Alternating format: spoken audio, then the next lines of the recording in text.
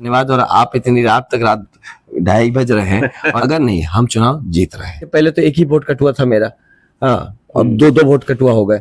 FR आनंद और FR Apple के लिए अप्लाई किया था नहीं, वो हार रहे हैं, हमको पता चल गया हम जीत रहे हैं। कि आप आरजेडी के एजेंट हैं। ये जो आपने गमछा पहना है, ये कहाँ का ये कल्चर है? ऐसे ऐसे लोगों के कारण से ही मुझे भाजपा में जगह नहीं मिला। हॉस्पिटल तो बनेगा ही और हम ही बनाएंगे। नमस्कार, मैं संजीव महादेवा और आप देख रहे हैं प्राइम इंडिया समाचार। जैसा कि आपको हमारे प्राइम इंडिया समाचार के स्क्रीन पर दिख रहे होंगे, बक्सर लोकसभा से निर्दलीय प्रत्याशी आनंद मिश्रा जी। यह एक नाम नहीं है, बक्सर लोकसभा के ये चुनाव में एक सनसनीखेज है लोगों के लिए। ये हमें विवश कर दिए कि हम इनका इंटरव्यू करने के लिए हम इनके कार्यालय तक आए। आने के बाद इनके बारे में जब हम लोगों ने जानना शुरू किया तो हम काफी हतप्रभ थे। राजनीतिक रूप से एक खाकी वर्दी में इनकी जब कार्यप्रणाली को कौन नहीं जानता है, असम में इनके कार्यप्रणाली को कौन नहीं जानता है, पूरा भारत इनसे परिचित है।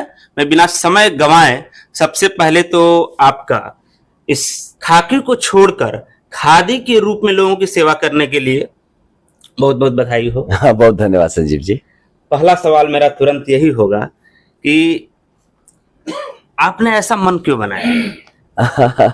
ये सवाल पता नहीं क्यों कब जमाने से लोग पूछ रहे हैं और कब ये सवाल खत्म होगा, है ना। अब अगले हम इस पड़ाव पे बढ़ना चाहिए, बट ये मन ऐसा नहीं। देखिए, मैं काफी ज्यादा जब पुलिसिंग में रहा तो मौसमी मेरा एक्सपीरियंस अलग रहा है ना। उसमें मैं काफी मेहनत करके अपनी जगह बनाई है मैंने, और वहां पे भी आते ही काउंटर इंसर्जेंसी ऑपरेशंस के साथ मुझे जोड़ दिया गया, और जिसमें काफी खून खराबा देखा मैंने, बहुत खून खराबा देखा। तो इतने खून खराबा के बाद होता है ना कि आपको एक से लगता है कितने हर जगह संहार और संहारात्मक काम देखा। तो वैसे कुछ सकारात्मक और कुछ निर्माण, वैसा कुछ क्रिएटिव काम करने वाली बात रहती, तो वो हमेशा रही। और जब उसके बाद मैं यहाँ आता रहा, जब गांव आता रहा, घर आता रहा, तो जब देखता था, जो हालत देखता था मैं यहाँ पे अपने समाज का, तो ये लगता था कि यहाँ पे पोटेंशियल बहुत है, यहाँ पे कुछ कर गुजरने की क्षमता बहुत है। अवसर नहीं है हमारे लोगों के पास, तो करेगा कौन? Who will build the cat? तो ये चीज सोच के जिसको बोलो कि सब में एक कहता ना, करेज नहीं दिखता था मुझे कभी। यार हम क्यों करें, कैसे करें, होगा नहीं होगा, हम कर पाएंगे नहीं पाएंगे, तो किसी को तो आगे आना पड़ेगा। मैंने कहा व्हाई नॉट मी? जब मुझे ही अगर ये तकलीफ दिख रहा है और मुझे ही ये इस चीज को लेकर संवेदनशीलता है मुझ में, तो मैं ही क्यों नहीं। तो ये सब बात को ध्यान में रखते हुए मैंने सोचा अपूर्णता पूर्णकालिक तौर पे, मैं समाज सेवा से जुड़ा रहा था हमेशा से, लेकिन पूर्णकालिक तौर पे समाज सेवा से जुड़ा, तो इसलिए मैं छोड़ के आया। और समाज सेवा करने के लिए मुझे लगता है राजनीतिक धरातल जो है, राजनीतिक पृष्ठभूमि से अगर आप समाज सेवा करते हैं तो एक बड़ा प्लेटफॉर्म आपको मिलता है, और हर समाज के हर वर्ग को आपको साथ ले चलने का एक बड़ा मौका मिलता है। तो इसीलिए मैंने राजनीतिक प्लेटफॉर्म चुना। आपने एक शब्द यूज किया कि आप इनकाउंटर वाले फील्ड में आपने काम किया, तो इनकाउंटर स्पेशलिस्ट के बाद क्या अब आप ट्रबल शूट स्पेशलिस्ट के किरदार को निभा पाएंगे? बिल्कुल, आप जो भी कहें। देखिए, जो खाकी का इंसान होता है ना, वो कुछ भी कर सकता है। तो ये मानिए ऊपर से जो इतने आग से तप के निकला हो, तो वो, और प्लस जो जिसको अपने लिए कुछ नहीं चाहिए और जो कुछ भी सैक्रिफाइस कर सकता है, मैं एक चुटकी में कुछ भी सैक्रिफाइस कर सकता हूँ, बशर्ते आप, मेरा जमीर बोलना चाहिए उस बात का। मैं कुछ भी छोड़ सकता हूँ, कुछ भी, तो एब्सोल्युटली। और जिसको डर का, कोई डर ना हो किसी तरह का, मौत का तो बिल्कुल नहीं, तो वो आदमी फिर कुछ भी कर सकता है। तो मैं वैसा ही किरदार हूँ। अच्छा, एक बार बार बात की जाती है कि भारतीय जनता पार्टी के द्वारा आश्वासन के कारण आपने वीआरएस लिया कि आप जाइए, इसको चुनाव आप लड़ सकते हैं, इसमें कितनी सच्चाई? नहीं, देखिए, मैं बताऊं, किसी को ब्लेम मत करिए। यहाँ इच्छा तो मेरी खुद की थी ना, वो थोड़ी ना कि मुझे पकड़ के जबरदस्ती कॉलर पकड़ के लाए क्या हो तुम, ऐसा नहीं। इच्छा मेरी थी तो, लेकिन ये जरूर है कि एक रास्ता होता है, आदमी का रास्ता पकड़ता है। तो मैंने बात की थी उससे, सब बात करके आता है, कोई भी सेंसिबल आदमी बिन बात किए नहीं आ जाता है। तो मैंने बात की जहां से मुझे डेफिनेटली एक ब्रैकेट में कहूंगा ग्रीन सिग्नल कहा गया कि आपके लिए ग्रीन सिग्नल है, आप आइए, आप जल्दी पेपर डालिए, चलिए। तो ये करके जब लाएगा तो मैं तो ये समझूंगा ना कि एक विचार से मैं आता हूँ और मेरा परिवार मुझे बुला रहा है और मेरा परिवार मुझे जगह देगा और मैं उस परिवार का होकर परिवार के लिए काम करूंगा। फिर जब आता है तो सडनली पता चलता है कि परिवार के कुछ मेंबर्स शायद उनको मेरे परिवार में एंट्री होने से कोई दिक्कत है या जो भी हो, और वो अपने अलग ही रूप ले लेते हैं और परिवार में एंटर ही नहीं होने देते हैं। तो ठीक है, परिवार के बाहर ही सही, लेकिन अपना जिंदगी तो बनेगा, अपना जीवन तो बनाना पड़ेगा, तो हम उसमें लगे हुए हैं। आप जिस राज्य में अपने कार्य प्रणाली से नेम और फेम को अर्जित किए, उसी राज्य के एक मुख्यमंत्री को आपके लोकसभा क्षेत्र में आकर आप पर एक गंभीर आरोप लगाना, इस पर आपका कुछ गंभीर आरोप बताइए, फिर उस पर बताते हैं। आरोप तो कई सारे हैं। पहला आरोप तो यही है कि आप उनके पास गए कि मैं भारतीय जनता पार्टी में सेवा करना चाहता हूं, आप हमें मौका दीजिए तभी मैं बीआरएस लूंगा। हाँ, तो इसमें आरोप कहाँ है? ये तो सच बात बोल रहे हो। तो मैं तो गया ही था, और मैंने कब झुटलाया इस बात को? अभी तो 2 मिनट पहले ही बोल रहा हूँ कि मैं तो खुद एक गया हूँ, मिला हूँ, ये आश्वासन मिला है मुझे, तो मैं कहाँ झुटलाया हूँ? लेकिन उसके बाद आप सोचिए, उनसे ही पूछिए बाकी नेक्स्ट क्वेश्चन कि ज्वाइन क्यों नहीं कराया आपने। अभी मैं तो उस लेवल का जर्नलिस्ट नहीं हूं कि उनका बाइट में ले सकूं। उन्होंने एक दूसरा आरोप ये भी लगाया, आरोप ही उसको कहेंगे, उन्होंने कहा कि ये चुनाव खत्म होने दीजिए, हम उनको अपने यहाँ बुला लेंगे। हाँ, तो अब इसको कहते हैं अहम और वहम दोनों ज्यादा जब हो जाता है तो आदमी ऐसी बातें करता है। तो कैसे कर लेंगे? अब वो हमारे सीएम नहीं, हम उनके एसपी नहीं, हम पूरी तरह से मुक्त हो चुके हैं। हमारा रेजिग्नेशन राष्ट्रपति महोदय द्वारा एक्सेप्ट भी हो चुका है। तो किस ग्राउंड पे? तो मैं वापस, वहां तो घर है नहीं मेरा कुछ, उन्होंने कहा कि उसका घर है एंड ऑल, ये सब चीजें। तो देखिए, यहाँ पे आके जब इतना ज्यादा झूठ के बल पे आदमी, जब कोई भी दल हो या कोई संगठन हो या उसके नेता हो, जब झूठ के बुनियाद पे अपनी बात रखना शुरू कर देते हैं, जब झूठ के बुनियाद पे या कुछ भी नैरेटिव, कुछ भी बोल के, कुछ भी करके, मतलब होता है ना, उस वक्त के लोगों के मन में कुछ भी डाल दीजिए आप, और वैसा करने, तो आप समझ सकते हैं फिर उस वहां पे मतलब कहीं ना कहीं आपको एक हार की बू आएगी कि हार मान चुके हैं। तो आदमी कुछ भी बोलता है ना, हारने वाला आदमी कुछ भी बोलता है। तो हार मान चुके हैं या किसी भी तरह से हाथ पैर पटक के अपनी जगह बचाए रखने की बात है। और या तो फिर यह है कि आप किसी को कुछ समझता ही नहीं है, कि आप किसी को कुछ नहीं समझते, इस लेवल पे आप पहुंच चुके हैं कि आपके लिए मतलब है ना, मैं हूँ वाला हिसाब हो गया है। तो फिर आप किसी को कुछ भी बोल सकते हैं। तो इन्हीं में से कोई कारण रहा होगा जिसके चलते ऐसा बोला गया। नहीं तो मैं अपने घर पे हूँ, सोचिए, मैं अपने लोगों के बीच में हूँ। ये तो कोई भेड़ बकरी वाली बात नहीं है ना कि गोदी में उठाए लेके चल दिए। मैंने पहले भी बोला, ऐसा थोड़ी होता है। आप अपने सब क्या चाहते हैं? आप एक देश के बड़े नेता हैं और आप एक बेटा अपने घर को संवारना चाहता है, अपनी मिट्टी की सेवा करना चाहता है। आप भी अपनी मिट्टी की सेवा कर रहे हैं। कल को कोई आपको बोले कि चलो हम तुमको टांग के उड़ीसा ले जाएंगे, आपको कैसा लगेगा? तो ऐसा नहीं होता है ना। तो हम अपने देश की, तो आप मतलब एंटी बिहारी हैं, हम देखेंगे। आपको बिहार के लोगों से कुछ तो इशू है आपको, क्योंकि ऐसे बिहार के लोगों का जो दुर्गति आपने कर रखा है वहां पे असम में, कि जब तक वहां पे त्राहिमाम चलता है, और यहाँ पे आप देखिए तो एक बिहार का लड़का बिहार में काम करता है, उसको भी आप कहते उठा के लेंगे। तो प्रॉब्लम क्या आपको? बिहार से क्या इश्यूज है आपको? तो इस तरह का दुर्व्यवहार, तो मुझे नहीं लगता कि बक्सर इस दुर्व्यवहार को सहेगा और नहीं बिहार इस दुर्व्यवहार को सहेगा। मुझे लगता है उस बात के लिए उनको क्षमा भी मांगनी चाहिए, जरूरत पड़ने पर। अगर इतनी गरिमा हो तो क्षमा मांगनी चाहिए कि नहीं, ऐसी बात मुझे नहीं कहनी चाहिए थी। आपका बेटा आपके लिए काम करे। उनके जिस भी व्यक्तिगत रीजन से उनके अपने मतभेद हो सकते हैं, अपने प्रत्याशी को बढ़ाना चाहते हैं, तो रादर ये कहते हैं कि मेरा प्रत्याशी ज्यादा मेहनत करेगा, हम सब मेहनत करेंगे और उनका प्रत्याशी जीतेगा, या जो भी। रादर दिन ये कहना हम इनको ले जाएंगे, ताकि लोगों में भ्रम फैला देना कि ये चले जाएंगे यहाँ से, यहाँ रहेंगे नहीं, इनका घर है वहां चले जाएंगे। तो मैं ऐसा नहीं हूँ। सबको पता है कि मैं कहाँ का हूँ, मैं क्या हूँ। हाँ, मैं ठेठ बिहारी हूँ, कि सबको पता, मैं कोई आसामी आदमी नहीं हूँ।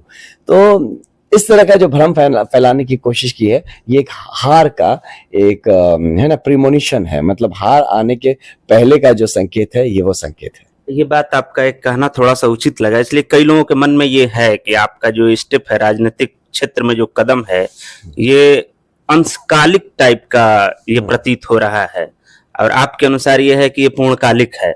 इस पर आप अपने विजन के साथ अपने लोगों को स्पष्ट करिए। मैं ये कहूंगा कि देखिए, जो लोग ये नैरेटिव फैला रहे हैं ना, वो एक तो झूठ का, उनको पता है कि ये लड़का बहुत तटस्थ है, जो मुझे जानते हैं, हमारे माननीय मुख्यमंत्री मुझे अच्छे से जानते हैं, ये जो ठान लिया वो करके छोड़ेगा। इसीलिए पूछिए, जहां प्रॉब्लम होता था मुझे क्यों भेजा जाता था, क्योंकि उनको पता था कि ये अचीवर है, ये जिस पर हाथ लगा दिया वो करके छोड़ेगा।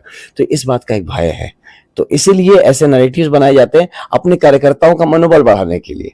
है ना, अपने वैसे लोगों का मनोबल बढ़ाने के लिए जो ऐसी छटके हुए हैं, तो इसके लिए वो चीज प्रयत्न कर रहे हैं। और दूसरा जो चीज है कि हम जो आपने कहा कि मेरे विजन के बारे में बात करेंगे, तो देखिए मैं बहुत लॉन्ग टर्म विजन के लिए आया हूँ। मैंने हमेशा से कहा कि मैं यहाँ सोशल सर्विस करने के लिए आऊँ, मैं पॉलिटिशियन बनने नहीं आया हूँ। तो मेरा सोशल सर्विस का जो मतलब, अब तो चलिए हम जीत ही रहे हैं। मैं आज से 6 महीने पहले की बात कर रहा हूँ, जबकि था कि भाई आप जीतोगे नहीं जीतोगे, तब मैंने कहा था कि हम जीते या ना जीते, हॉस्पिटल तो बनेगा ही और हम ही बनाएंगे। तो कहने का मतलब क्या था, ये नहीं कि मैं पॉलिटिकल पावर्स नहीं मिला तो मैं काम नहीं करूंगा। पॉलिटिकल पावर अगर मिलता तो मैं 200 बेड का हॉस्पिटल बना सकता था, सुपर स्पेशलिटी हॉस्पिटल। और पॉलिटिकल पावर नहीं मिलता तो मैं 20 बेड का एक डिस्पेंसरी बनाऊंगा, लेकिन काम जरूर करूंगा। जिस काम के लिए आया हूं वो काम मैं जरूर करूंगा, उससे पीछे नहीं हटूंगा। ये हमारे लोग भी अच्छी तरह से समझ गए कि मैं तटस्थ रहने वाला आदमी हूं, मैं बिल्कुल ध्रुव तारा की तरह निश्चित हूं। तो बाकी सब चीजें लेफ्ट राइट हो जाएंगी, जिस तरह से ध्रुव तारा कभी भी लेफ्ट राइट नहीं होता है। तो उस निश्चितता को लेके मैं आया हूं और इस निश्चितता को लेके मैं काम करूंगा, और मेरे लोग भी इस बात को समझ चुके हैं। ईवीएम और बैलेट पेपर में एक और नाम की चर्चा हो रही है, डुप्लीकेट आनंद मिश्रा। आपके क्रमांक संख्या के द्वारा भी कुछ छेड़खानी हुई, इस पर आपने कुछ जांच पड़ताल किया? मैंने एक कंप्लेन दिया है, 2 कंप्लेन दिया है। एक तो इसके बारे में भी, और दूसरा हमने ये जो नाम उसने अपना फोटो जो गलत लगाया है, देखिए एडिटेड फोटो है, और दूसरा कि नाम भी उसका आनंद कुमार मिश्रा है, उसने गलत एफिडेविट डाल के आनंद मिश्रा किया है। तो मैंने उसके पैन रिकॉर्ड्स भी पता किया है, तो जो निकला उसका नाम गलत उसने दिया है। तो मैं कंप्लेन किया, अभी तक तो मैंने नहीं देखा किसी तरह का। और उल्टा ये हो रहा है कि लोग अब भ्रम में आके वो मुझे वोट देने की जगह पर उसको वोट दे रहे हैं, जो कि हमारे प्रत्याशी मिथिलेश तिवारी जी यही चाहते हैं। उनकी मित्रता रही है सुधाकर सिंह से, जो कि वो खुद अपने ही जुबान से मीडिया में बोल चुके हैं स्पष्ट। तो उनको समझ में आ गया कि जब वो हार रहे हैं तो उनको ये पता है कि मैं जीता तो उनका पॉलिटिकल करियर खत्म हो जाएगा। तो अपनी पॉलिटिकल साख बचाने के लिए, कि हारने के बाद कुछ तो बोलना पड़ेगा ना अपने हार के लिए, तो किस पे दोष लगाएंगे, तो सोचे कि मुझ पे ही दोष लगा देंगे कि मेरे चलते हार गए हैं। तो ये सब चीज करने के लिए, नौटंकी करने के लिए, मुझे लगता है ऊपर वालों को पता भी नहीं होगा उनके, कि इस तरह के एक बहरूपिये को खड़ा करते हैं, जो कि अक्सर उन्हीं के फोटोज में नजर आता है। तो ये एक बिलो द बेल्ट वाला स्ट्रैटेजी है, और मुझे नहीं लगता कि कोई गरिमामान व्यक्ति जो होगा, या जिसमें भी थोड़ी सी भी अपनी योग्यता है, पॉलिटिकल योग्यता, बहुत बड़े पॉलिटिशियंस हैं वो लोग, तो अपनी पॉलिटिकल योग्यता होती तो ऐसी हरकतें करते। This is cheap, cheap work है ये। तो ऐसी चीजें की हैं जिसके चलते काफी, मैं तो ग्राउंड पे जा रहा हूँ, बहुत सारे हमारे वोटर्स है जो कंफ्यूज्ड हैं इसके लिए। उसको मेरे जैसे, मैं जैसे डालता हूँ गमछे, उसी को तरह से उसको गमछा पहनाया गया। मेरे हेयर स्टाइल को कॉपी करके उसका हेयर स्टाइल, उसको सामने मिलिए, उसकी फोटो मिला लीजिए, आदमी 2 भिन्न लोग हैं, दूर दूर तक कहीं नहीं मिलता। हंसी मेरे जैसी हंसी बनाई गई है उसकी, कि वो मेरे जैसा दिखे। तो ये चीज देख के मुझे ये समझ में आ रहा है कि कि ऐसे ऐसे लोगों के कारण से ही मुझे भाजपा में जगह नहीं मिला। और शायद भगवान भी ठीक ही जानते थे, उनको दिख रहा होगा कि पतन हो रहा है इनका, इसलिए मुझे वैसे लोगों के साथ नहीं जोड़ा। एक सवाल आप ही के जवाब में हमें एक मिला है, ये जो आपने गमछा पहना है, ये कहाँ का ये कल्चर है? हमने शुरू से ही देखा है कैंपेनिंग में कि आप इसी कल्चर में चल रहे हैं। ये स्पेशल फोर्सेस का कल्चर है। अच्छा, स्पेशल फोर्सेस जो होते हैं वो पहनते हैं शमाग। वो क्योंकि जब हम ऑपरेशनल होते हैं, जंगलों में जाते हैं, तो जनरली ब्लैक कपड़े हम लगाते थे या ऑलिव ग्रीन लगाते थे गर्दन में। ये पुराना आदत है मेरा, मैं बाइक वगैरह भी चलाता था, तो वो बड़ा ईजी होता है, मल्टीपर्पज होता है ये। तो इस तरह से आप बहुत तरीके से इसको कर सकते हैं। प्लस एक फैशन स्टेटमेंट भी है, वैसे भी देख लीजिए तो। और दूसरा है कि कपड़े ज्यादा नहीं है मेरे पास, 2 ही शर्ट है, तो थोड़ा गंदा वंदा भी बच जाता है। एक कपड़ा को एक दिन से ज्यादा चला लेता हूँ ढक ढुक के कैसे भी, तो हर तरह का फायदा है इसको। और प्लस ये एक अच्छा वाइब्रेंट कलर है, बसंती रंग है, ये हमारे सनातनी रंग है, तो इससे आपकी विजिबिलिटी भी रहती है, आप दिखते भी हैं अलग से। तो सब मिला के मुझे लगता है ये ठीक है, तो ठीक ही चल रहा था, इसलिए हम पहन। एक असम मुख्यमंत्री हेमंत विश्वकर्मा जी का एक और आप पे आरोप है कि आप आरजेडी के एजेंट हैं। हाँ, अब वही तो अभी आपको थोड़ी देर पहले मैंने आपको बताया कि आरजेडी का एजेंट कौन है ना। तो वो तो बराबर सर्टिफिकेट यही देके गए ना कि पैसे तो कमाए नहीं है इसने असम में, तो पैसे कहाँ से आ रहे हैं? तो पैसे आ रहे हैं सुधाकर सिंह और लालू यादव दे रहे हैं। तो बताइए, आप हम आईपीएस की नौकरी छोड़ के लालू यादव और सुधाकर सिंह से पैसे लेने अगर आए हैं, अगर कोई ऐसा सोच रहा है, ऐसे पॉलिटिकल स्टेटमेंट दे रहा है, तो इसमें हास्यपद नहीं है तो और क्या है ना। और क्या है कि फोन रिकॉर्ड चेक कर लीजिए, तो कर लीजिए भैया, आपके पास तो पूरा तंत्र मंत्र लगा हुआ है। अब चेक कर लीजिए, आपको पता चलेगा कि आपके प्रत्याशी के ही लोग हमसे बात कर रहे हैं। आपके प्रत्याशी जिनके संग गाड़ी में घूम रहे हैं वो शाम को हम ही को फोन करके बता रहे हैं कि क्या क्या चल रहा है भैया।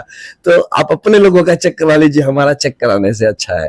तो एक तो ये है। दूसरा, जब एजेंट की अगर आप बात करेंगे तो मैं बताता हूँ, आप देखिए जो आनंद कुमार मिश्रा को आनंद मिश्रा सजा के जो टांगा गया है इस बैलेट बॉक्स पे, वो बेचारे की तो अपनी मतलब क्या कहिए, उसकी तो जिंदगी का मखौल उड़ा दिया गया ऐसा करके। तो लेकिन अब आप सोचिए कि उनको जब पता चल गया प्रत्याशी महाशय को कि वो हार रहे हैं, उनको पता चल गया हम जीत रहे हैं, तो अपनी साख बचाने के लिए, अपनी इज्जत बचाने, बच्ची कुछ इज्जत बचाने के लिए विधानसभा भी अपने गंवा के आए हैं वो, और सोचे कि हमारे लोकसभा पे कब्जा कर लेंगे, हमारी मिट्टी को वो कब्जा कर लेंगे।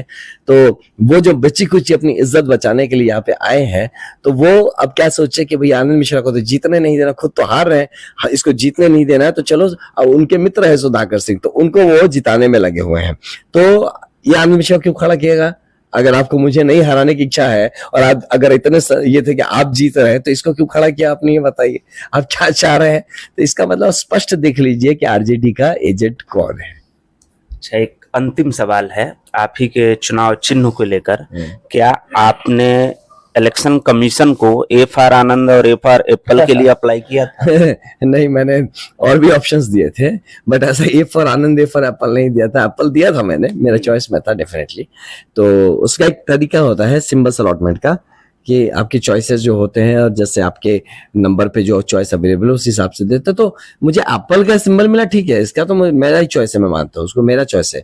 नंबर जो आगे पीछे ऊपर नीचे कर दिया ना 7 8, ये गलत हो गया। अब तो ठीक है ना? अभी कहाँ ठीक है? हाँ। 7 पे दे दिया उसको ना, वो रुपया को 7 पे दिया, मेरे ऊपर दे दिया।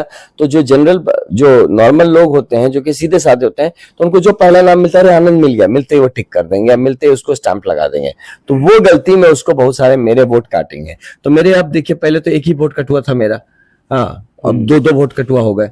एक तो खुद काट रहे थे मेरा वोट, अब ये फिर इसको भी खड़ा कर दिया मेरा वोट काटने के लिए। उनको बेसिकली फंडा है कि आरजेडी को जिताना है उनको, और सुधाकर सिंह को जिताने के लिए वो जितना हो सके हर प्रयास करें। बट मुझे बक्सर की जनता, ये मुझे लगता है कि बहुत ही सजग है और समझदार भी है, उनको पता है कि कौन जीत रहा है। तो ये गलती नहीं होगी, अब की बार जनता पूरी मिलकर हम लोग को जिताएगी और हम बक्सर के लिए, बिहार के लिए काम करेंगे। अपने मतदाताओं के लिए कोई संदेश देंगे? मतदाताओं के लिए संदेश देंगे कि ऐसे बहरूपिया घूम रहे हैं, ये भी हो सकता है कि लास्ट के दिन में जाके कुछ दिन में बोल दे कि भैया मेरा नाम लेके कि इसने भाजपा को सपोर्ट कर दिया, जबकि वो उनका जो डमी कैंडिडेट है उससे कोई बयान दिलवा के और इस तरह से पब्लिक को मिसगाइड करेंगे, गुमराह करेंगे, इस तरह की हरकतें करेंगे। आप देखते रहिए, करेंगे मेरे नाम का वो 7 नंबर 8 नंबर कंफ्यूजन क्रिएट करेंगे, सिंबल्स का कंफ्यूजन, वो हर तरह की ऐसी हरकतें करेंगे। वो कर भी रहे थे कुछ दिन से, कुछ तो मैंने शूट डाउन किया है।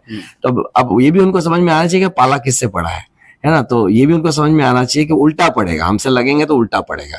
तो आई एम श्योर कि वो चीज को वो समझेंगे और जितनी बच्ची कुछ इज्जत है वो बचा के आराम से अपने घर जाएं।